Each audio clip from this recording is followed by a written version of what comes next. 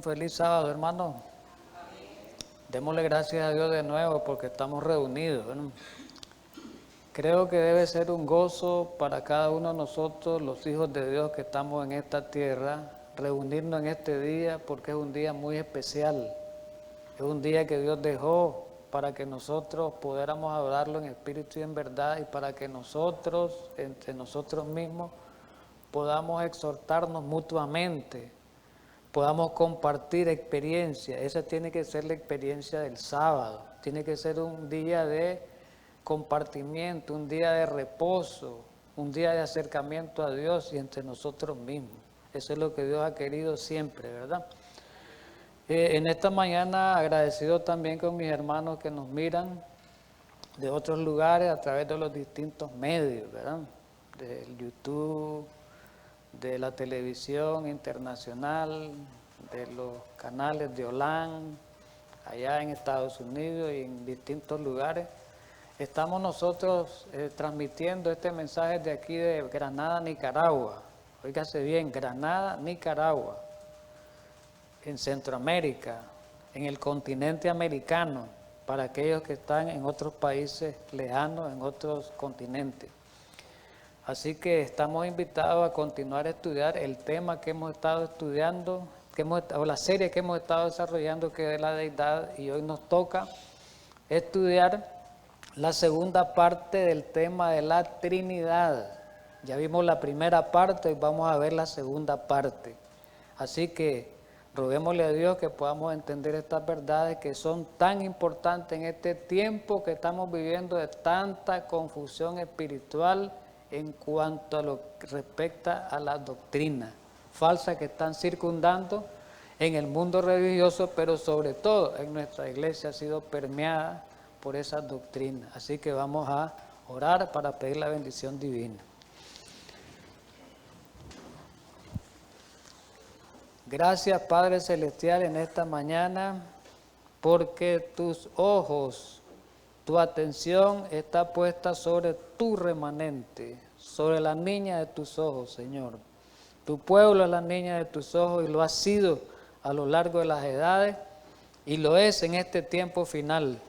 El tiempo en que la iglesia de este tiempo, la iglesia última, los 144,000, vindicarán tu carácter, Señor. Ayúdanos pues para que en este sábado podamos salir bendecidos con la presencia tuya, manifestada por medio de tu Espíritu en el estudio de tu palabra. En Cristo Jesús. Amén. Muy bien, hermanos. Vamos a hablar, ¿verdad? Para desarrollar el tema un poquito adelante. Vamos a ver hoy, en el primer tema, nosotros desarrollábamos o mirábamos el tema de la Trinidad, pero desde un enfoque del Antiguo Testamento. Nosotros lo vimos, en el Antiguo Testamento se muestran la Trinidad también, pero hoy vamos a ver en el Nuevo Testamento que esa Trinidad está más clarificada, más plenamente revelada en el Nuevo Testamento que en el Antiguo, y lo vamos a ver el por qué hoy, la razón por qué en el Nuevo Testamento está más clara esta doctrina, esta enseñanza que en el Antiguo, que en el Antiguo aparece reflejada, pero que se clarifica mejor en el Nuevo Testamento. Y vamos a ver las razones, el por qué se da eso, ¿verdad? Muy bien. Vamos a comenzar como acentuándonos a un repaso del tema anterior para que logremos enlazar estas dos partes que son una misma parte, nada más que estudiado de dos maneras, pero es lo mismo porque estamos tocando el mismo tema. En el estudio anterior, creo, a estas alturas, quedó demostrada la naturaleza plural de Dios reflejada en el Antiguo Testamento.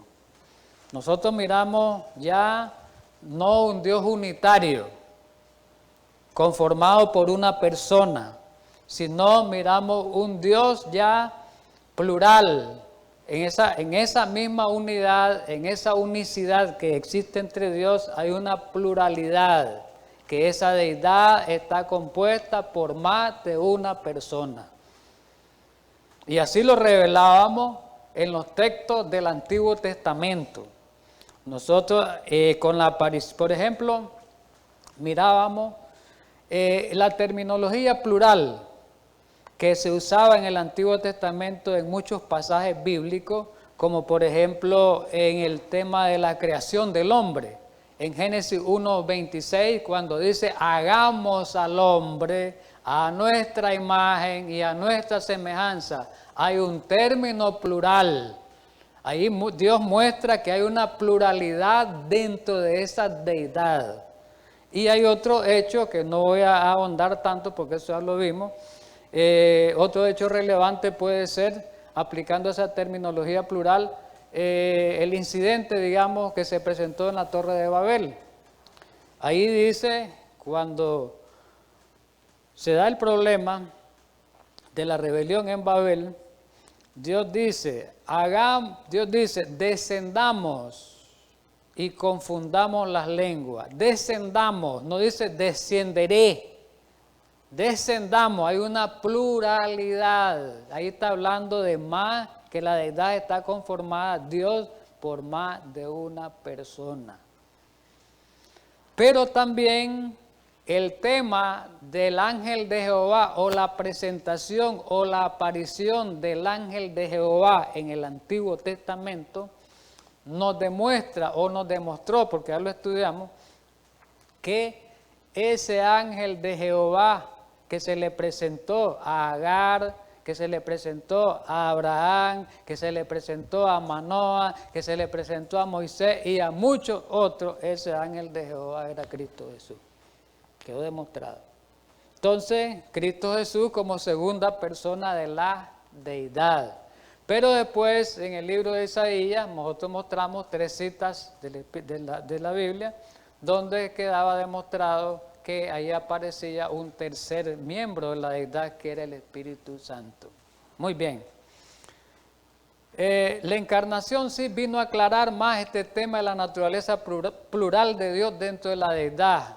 Con la encarnación se vino a hacer más visible esa naturaleza plural de Dios dentro de la deidad. Se vino a hacer más visible con la encarnación de Jesús, cuando Jesús se hizo hombre. Ahora, ¿qué se vino a demostrar con la encarnación de Jesús? Se vino a demostrar que Jesús era Dios.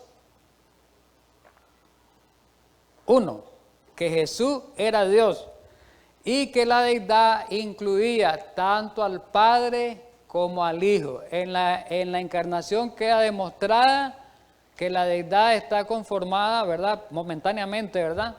En ese momento que está dándose la clarificación, dentro del contexto del plan de la redención, por el Padre, el Hijo.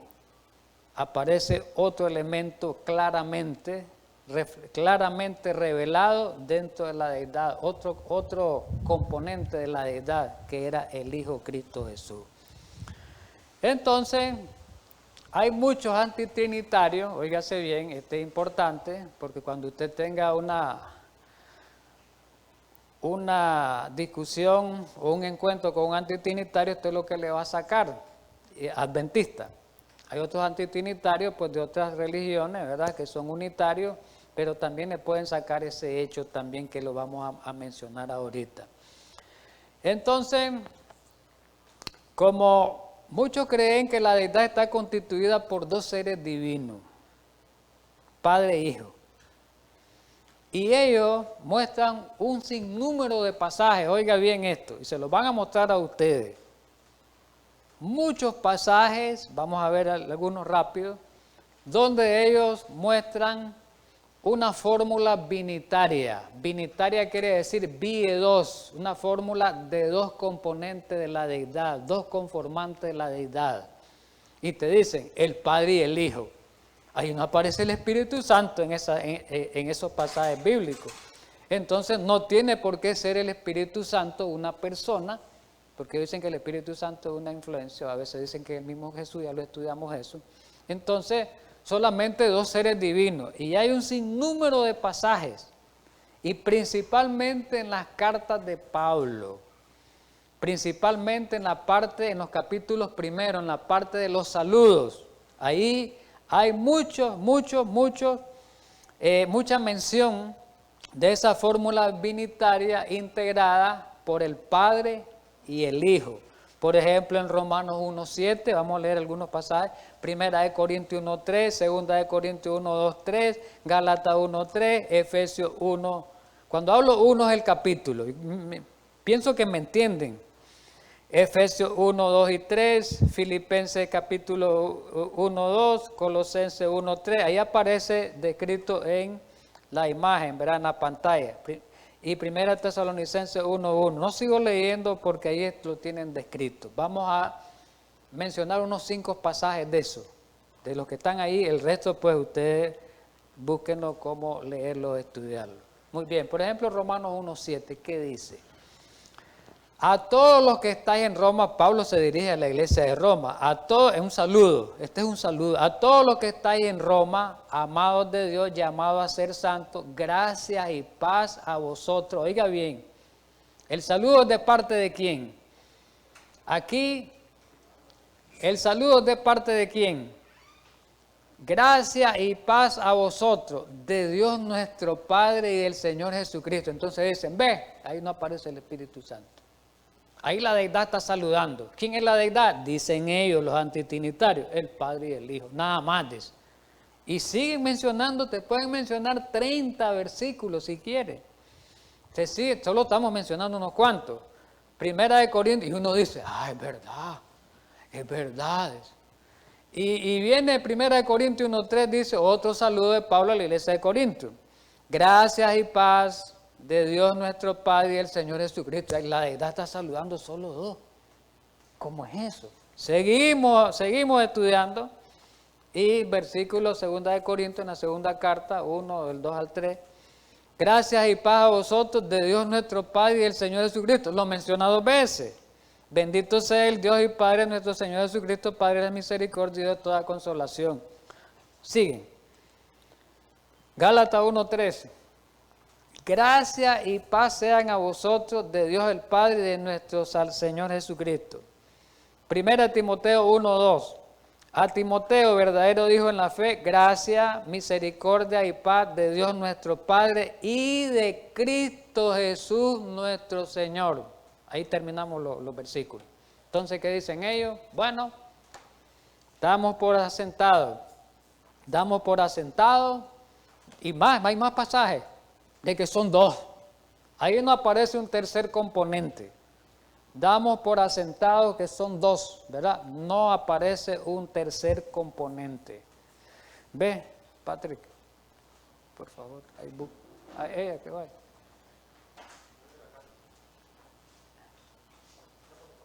Yo creía que era el recibo. Ahora bien, una pregunta.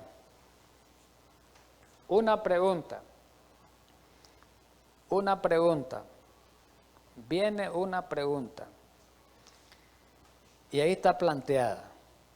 Con todo esto que hemos visto y van a mostrar más pasajes, si los escritores bíblicos sabían del Nuevo Testamento, Pablo, Pedro, todos los escritores bíblicos, si los escritores bíblicos sabían de la existencia de una tercera persona divina, si los escritores bíblicos sabían de la existencia de una tercera persona divina, de un tercer componente de la deidad, ¿por qué se usó una fórmula binitaria en vez de trinitaria en esos pasajes?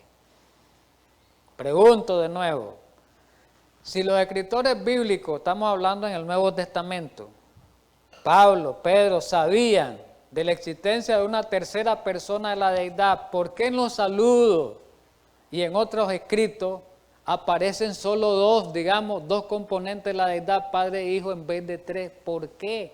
¿Por qué razón? La razón es muy simple.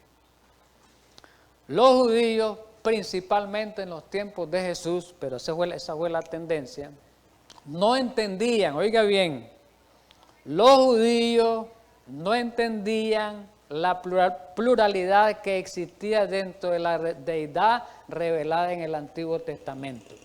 En los días de Jesús, ¿cuál era la Biblia? El Antiguo Testamento, sí. Pero los judíos no entendían en el Antiguo Testamento que Dios estaba conformado por más de una persona. Solo entendían ellos la Shemá, por ejemplo, de Deuteronomio 6:4, que Dios era unitario, que Dios era una persona.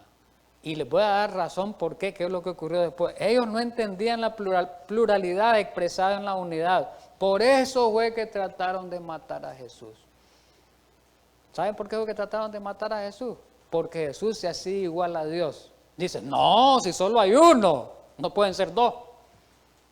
Los judíos no entendieron. No pudieron entender eso, no lo captaron. Moisés lo entendió y muchos, pero principalmente en los días de Jesús, que había sido pervertida ya la teología judía por la filosofía griega, ya se había mezclado, por eso andaban en tinieblas. Trataron de matar a Jesús, por ejemplo en San Juan 5, 17 al 18, cuando Jesús sana al paralítico de Betesda, ahí está.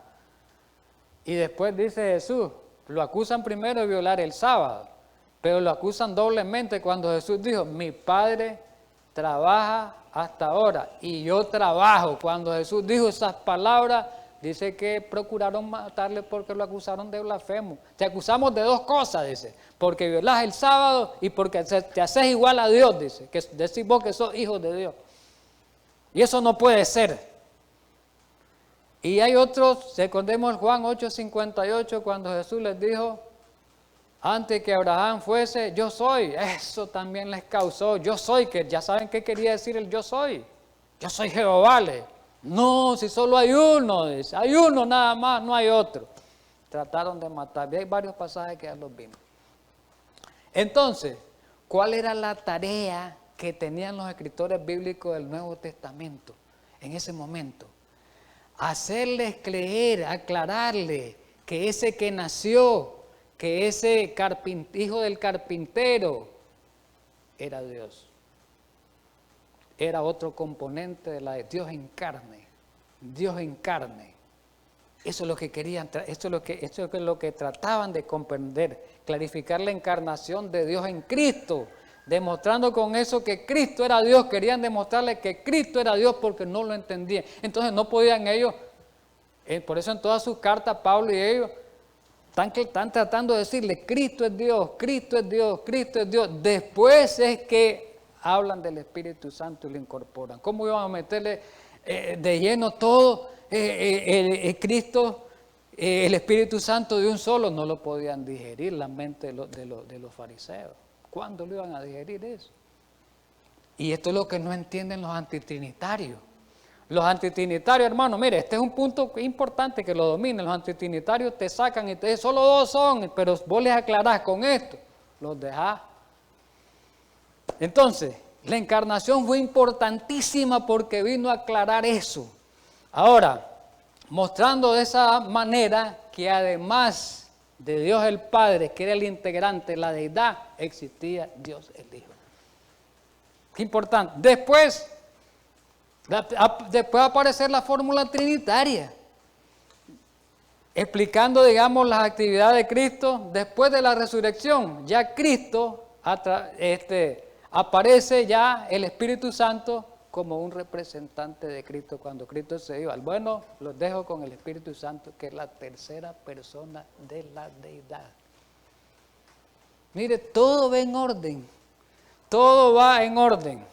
Entonces la fórmula binitaria no va a negar la existencia de la trinitaria. ¿Qué es lo que está haciendo esa fórmula binitaria, componente de dos? Estar tratando de clarificar un concepto, tratando de clarificar algo que no entendía, para después entrar a clarificar el otro concepto, que es el Espíritu Santo. ¿Entienden? Recordemos que la verdad de la Biblia es progresiva. Por eso encontramos en el Nuevo Testamento un cuadro más amplio, más explícito de la naturaleza trinitaria de Dios. Entonces, ahí lo vemos, pues, que la revelación del Espíritu Santo, ya al final, en la tercera persona de la deidad, una vez, pues, que se ha descubierto la pluralidad de Dios coexistente en la divinidad, ahora es fácil determinar por qué a veces aparecen dos y por qué a veces aparecen tres. Es importante eso. Ahí no, ya el número no tiene que ver nada. Ya sabemos por qué aparece 2 y por qué aparece 3. Muy bien. Vamos a mostrar texto en el Nuevo Testamento de la Trinidad. Bueno, el bautismo de Jesús. El bautismo de Jesús, ahí tuvieron las 3 personas. En el bautismo de Jesús, Mateo 3, está registrado en otro evangelio, Mateo 3, del 13 al 17. No lo voy a leer literal, hermano, por el tiempo, porque sé que el tiempo va avanzando por las explicaciones que he dado. Ya conocemos todo lo del bautismo, solamente voy a leer el versículo 16 y 17, pero aquí lo tienen en la pizarra todo. Y Jesús, después que fue bautizado, subió del agua, y he aquí, y Jesús, una persona de la deidad. Recordemos que Jesús era hombre y era Dios. Y Jesús, una persona de la deidad. Después que fue bautizado, subió del agua, y he aquí los cielos fueron abiertos y vio al Espíritu de Dios, segunda persona de la deidad, en forma de paloma, ahora que descendía, venía en forma de paloma, segunda persona de la deidad. Versículo 17, y hubo una voz de los cielos. ¿Cuál es esa voz que decía? Este es mi hijo. ¿De quién era esa voz? Del Padre. Entonces ahí aparece Jesús, el Hijo, el Padre y el Espíritu Santo. Ahí está, mire, reflejada plenamente la deidad. No tengo nada que explicar aquí, está tan claro y tan preciso. Aquí es donde viene el problema. Aquí este es el texto que ha causado mucha controversia. Este es el texto. Y este es el texto que alegan. Hay una alegata con este texto, hermanos, internacionalmente muchos escritos negativos de este texto. De parte de algunas iglesias. Mateo 28, 19, la Gran Comisión. Está claro este texto, sencillo y claro de entenderlo. Por tanto, id a ser discípulos a todas las naciones, bautizando en el nombre del Padre, del Hijo y del Espíritu Santo. Ahí está claro. Ya sabemos que el nombre en la Biblia se refiere al carácter. Cuando dice, en la Biblia el nombre de carácter se refiere al carácter o a la naturaleza. Cuando dice bautizado en el nombre del Padre, en el nombre del Hijo y en el nombre del Espíritu Santo, ahí está hablando que los 3 componentes de la deidad, Padre, Hijo y Espíritu Santo, tienen un nombre. Está hablando en singular. Singular de cada uno. Singular el Padre, singular el Hijo, singular el Espíritu Santo. Ya los 3 componen 3 personas. Ya no es singular reunidos los 3. Hay una pluralidad. ¿Me entienden? Hay una pluralidad. En la Biblia, ahora, los miembros de la deidad tienen un nombre singular, ¿verdad? Significa que son uno en carácter y naturaleza personal. Ahora, los 3 santos son uno en nombre, ya que comparten el mismo carácter de la divinidad. Son uno porque comparten el mismo carácter de la divinidad. Viene un problema serio. Los antitrinitarios tratan de borrar en Mateo 28, 19, oiga bien, aquí está, la triple invocación bautismal del Padre, el Hijo y el Espíritu Santo. ¿Qué dicen ellos?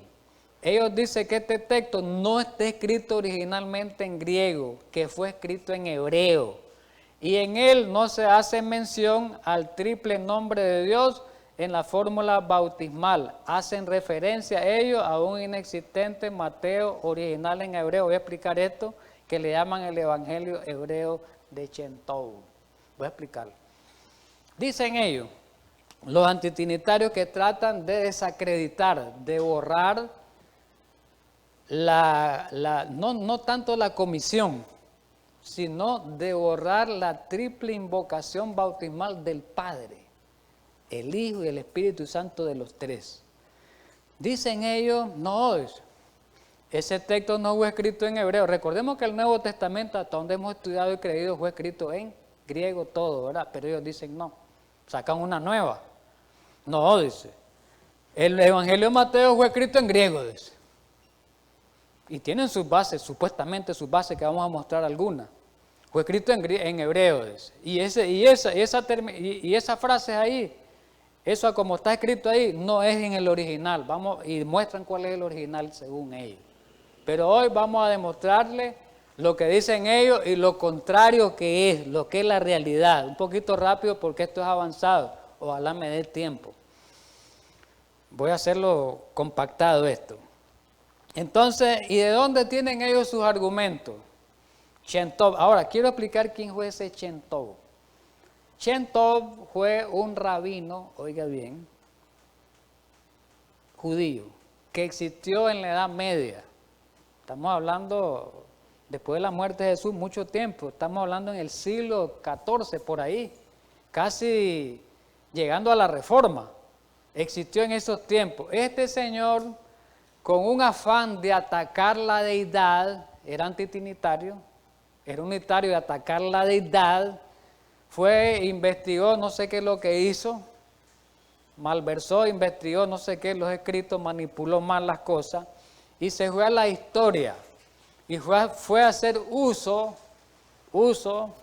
de algunos escritos históricos de algunos padres de la iglesia. Por ejemplo, ellos toman, los antitrinitarios también toman esto, digamos, se basan, sus argumentos falsos se basan en los escritos, algunos escritos de Eusebio. ¿Quién era Eusebio?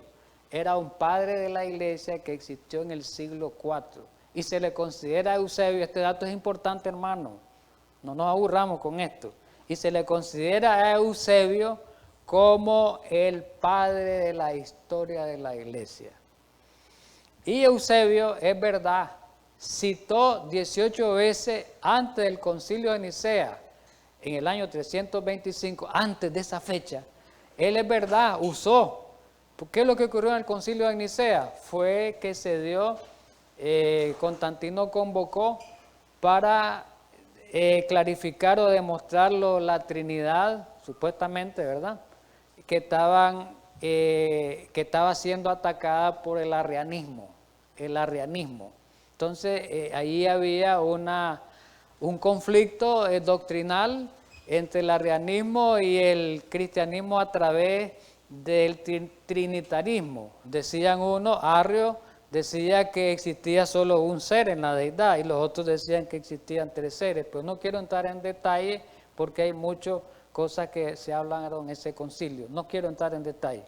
Lo que quiero tomar es esto. Entonces, Eusebio, antes de ese concilio, Eusebio citó 18 veces, es verdad, sin mencionar al Padre, al Hijo y al Espíritu Santo. Eso es verdad, que Eusebio lo citó muchas veces.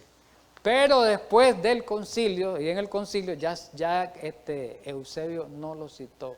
Más bien Eusebio citó lo contrario. Citó que el Padre, el Hijo y el Espíritu Santo dio a demostrar que eran Dios, que era Dios, ¿verdad? Estaban conformados, Dios conformado por esas 3 personas. Y eso no lo mencionan ellos. Ellos toman la parte en que Eusebio dijo antes del concilio de Nicea, negando pues Mateo 28 como está escrito, y más adelante lo vamos a ver que fue escrito en hebreo. Pero después del concilio de Nicea, todas las declaraciones, las citas de Eusebio son contrarias. Entonces Eusebio por un lado dijo una cosa y por otro lado dijo otra cosa. Y ellos toman la parte que les conviene. Eso es importante. Sigo adelante.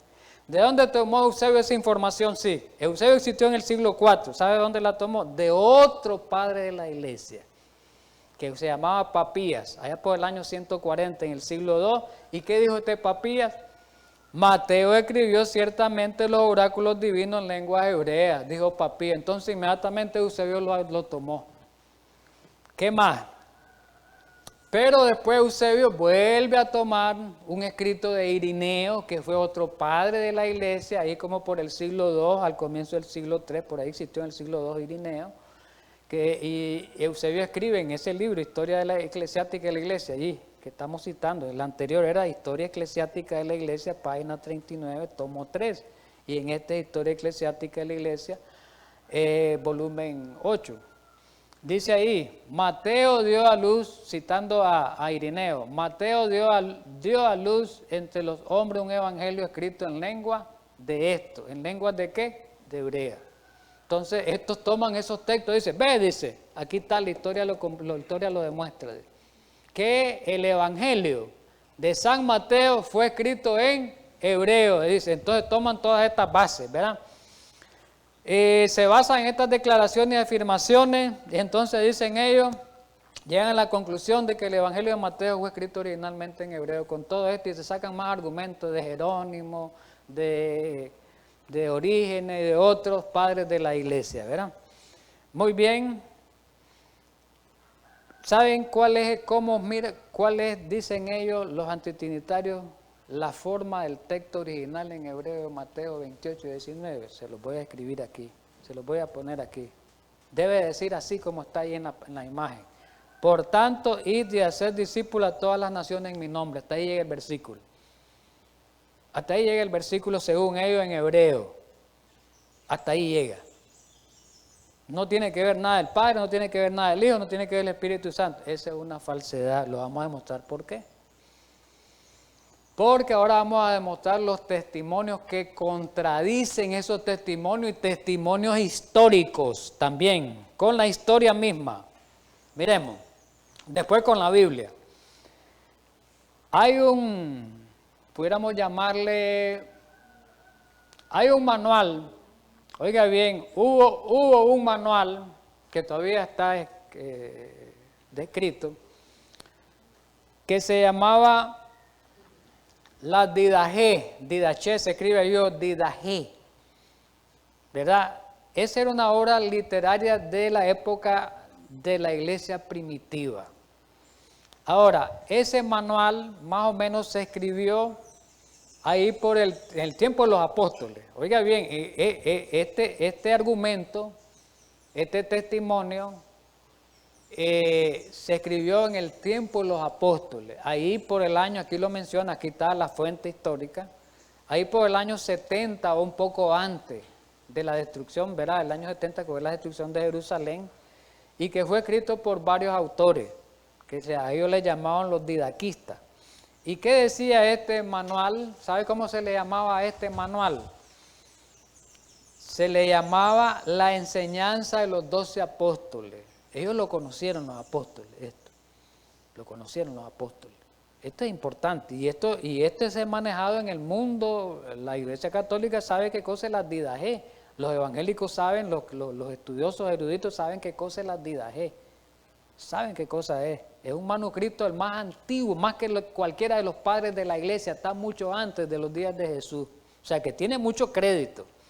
Ya los padres de la iglesia es como quien dice, como reventa ya, o inventos, muchos inventos tuvieron también ellos, sin menospreciar algunas cosas que son importantes que ellos hicieron, pues, algunas contribuciones.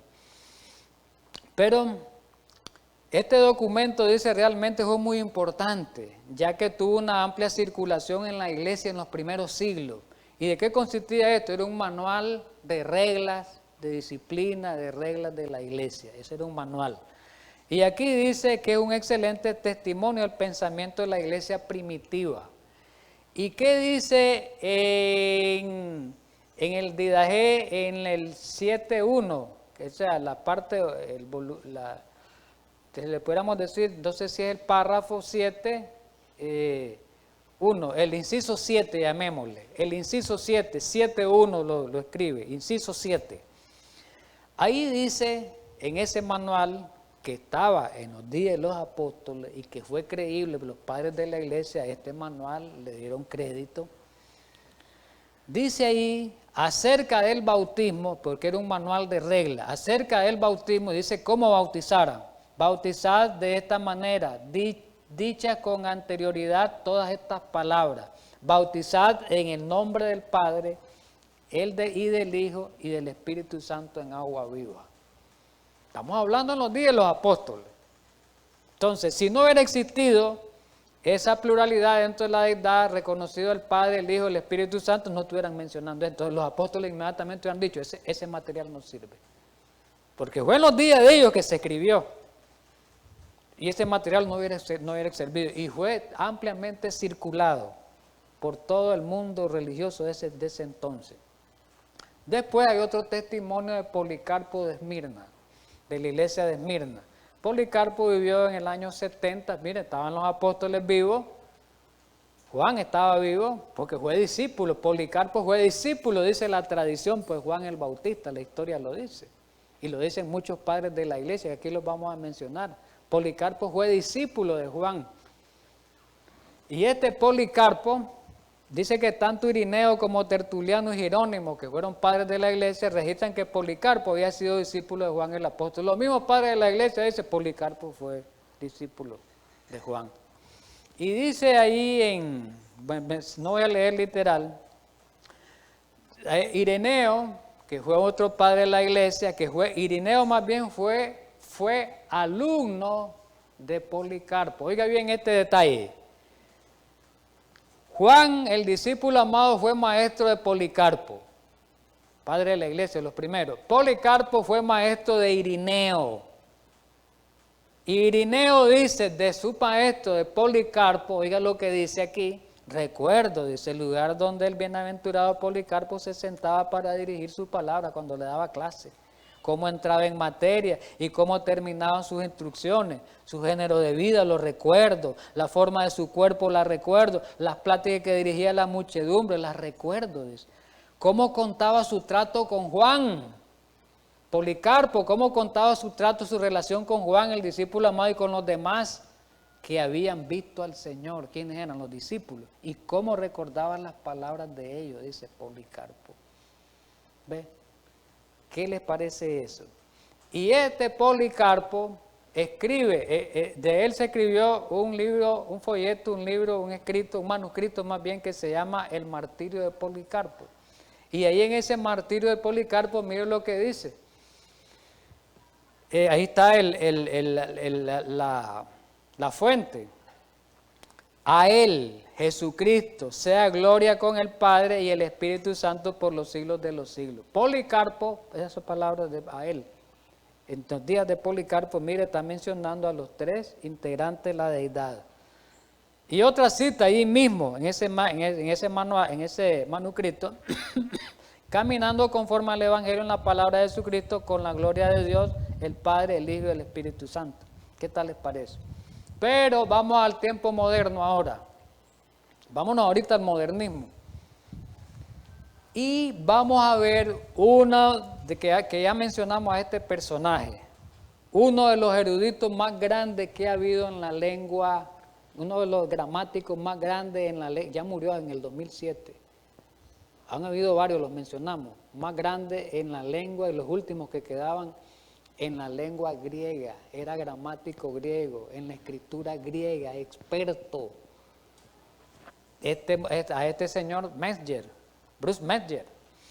Y este señor Bruce Metzger, él no hace ninguna mención de que Mateo 28:19 haya sido escrito primeramente en hebreo y traducido en griego.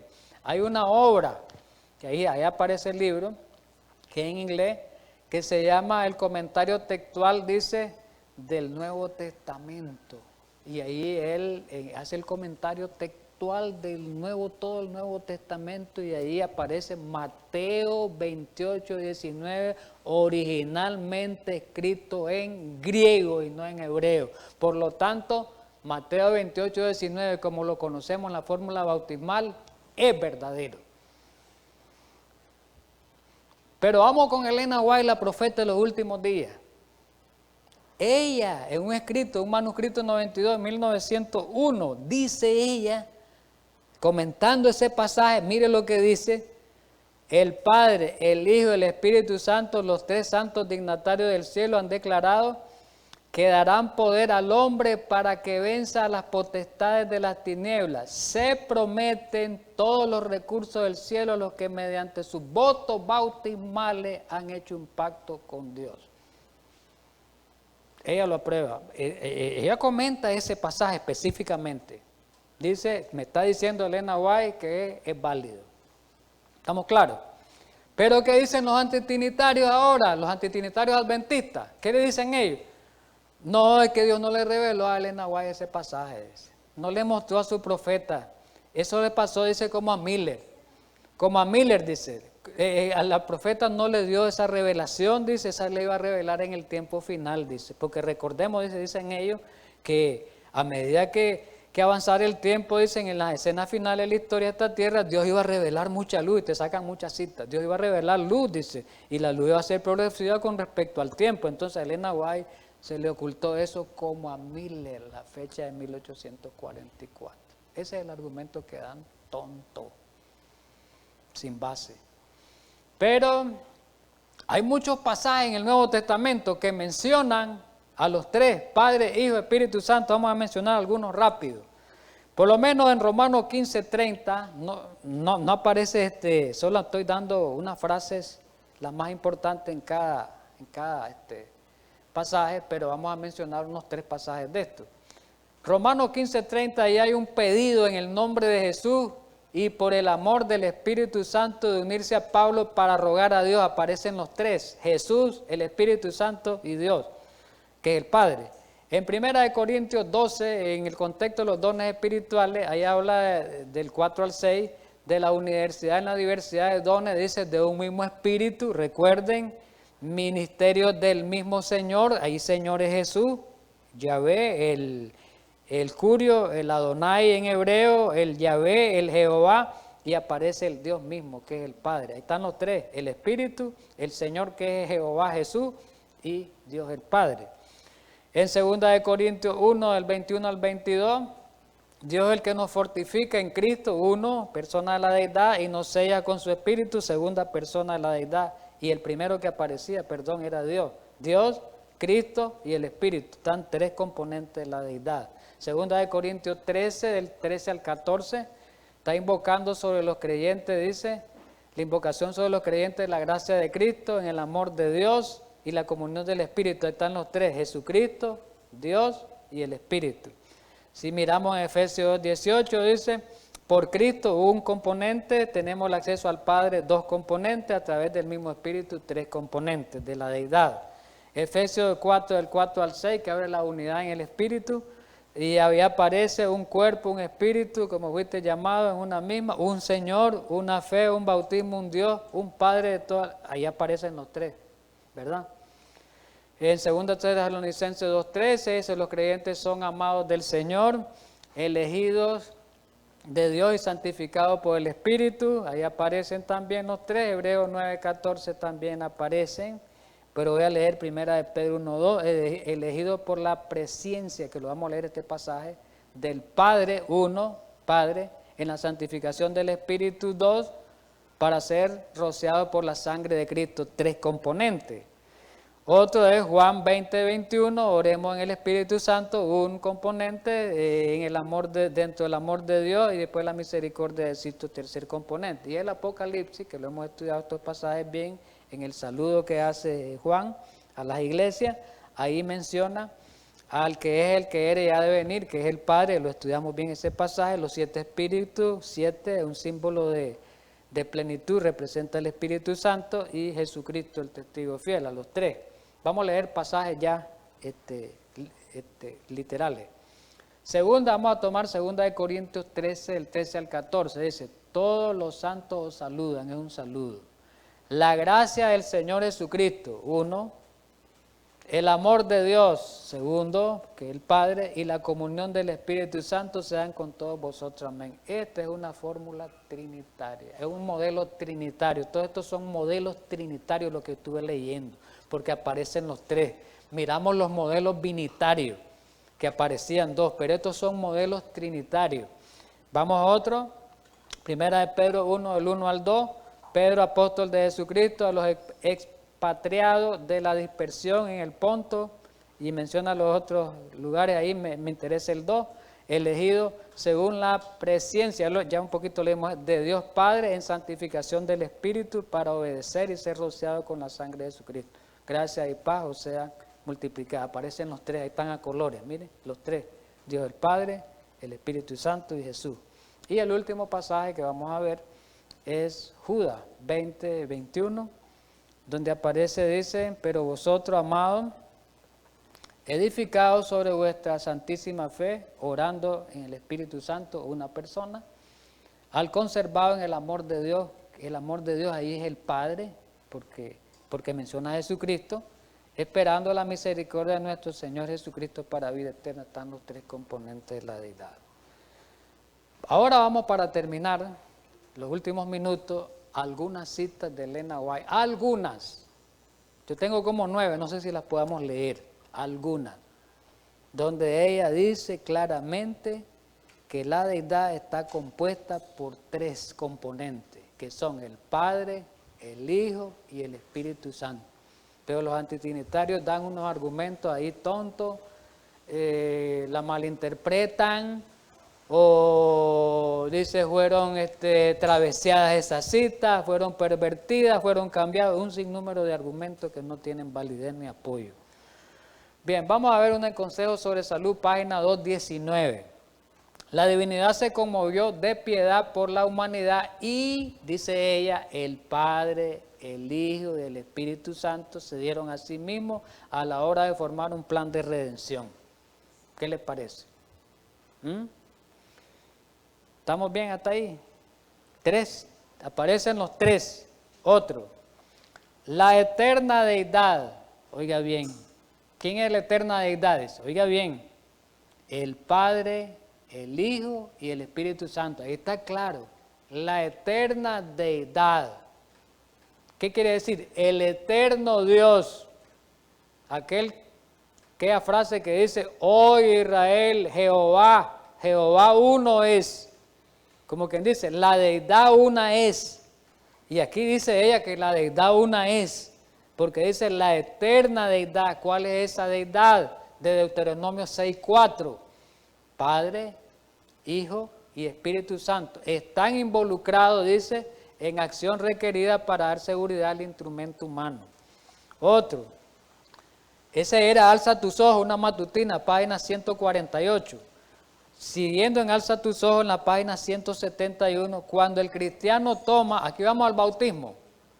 Miremos al bautismo, contrariamente a lo que dicen los antitrinitarios, que no existe esa fórmula bautismal de la triple nombre del Padre, el Hijo y el Espíritu Santo, que no existe originalmente, que fue escrita en hebreo, dicen ellos. Pero aquí no. Elena White le está dando crédito a como fue escrito originalmente. En el contexto del bautismo, cuando el cristiano toma el voto bautismal, se le promete ayuda divina. ¿Y qué dice más? El Padre, el Hijo y el Espíritu Santo están listos para obrar en su favor. Otro, oye los testimonios, tomo 2, 389. El bautismo es una condición con la cual deben cumplir todos los que quieren que se reconozca que están bajo la autoridad del Padre, el Hijo y el Espíritu Santo, en el contexto del bautismo. Si está hablando en el contexto del bautismo, ese trío celestial, quiere decir que Mateo 28, 19, Elena White lo aprobó como que era original en la lengua como aparece en la Biblia en griego. Todo lo demás es puro cuento y mentira. Otro, el evangelismo, otra cita, página 226 y 27. Dicen ellos que el evangelismo, los antitrinitarios adventistas, fue pervertido, fue manipulado por Lero y Frum, dicen ellos. Cuando los cristianos se someten al solemne rito del bautismo, el Señor registra el voto, mire, aquí está, mire, que hacen de ser fieles. Este voto, es claro lo que viene, es su juramento de lealtad. Y aquí viene la clave, son bautizados en el nombre del Padre, del Hijo y del Espíritu Santo. Así están unidos con los 3 grandes poderes del cielo. No dice 2 ni dice 1. Con el poder grande del cielo no, dice 3 grandes poderes del cielo. No dice 1 como creían los judíos, que eran unitarios, solo creían en el Dios Padre. ¿Qué les parece? Por eso fue que los judíos mataron a Jesús, porque dicen, no hay otro Dios, dice, solo uno. Joya los testimonios, tomo 2. Página 396. El hecho de que habéis sido bautizados en el nombre del Padre, el Hijo y el Espíritu Santo es una garantía de que si pedís ayuda, estas potestades, no dice esta potestad, estas potestades, ¿cuáles? Los 3, os ayudarán en toda emergencia. Hay 3, este es en testimonios especiales, ¿verdad? Serie B, número 7, páginas 62-63, año 1905. Hay 3 personas vivientes en el trío celestial. Oiga bien, 3 personas vivientes en el trío celestial.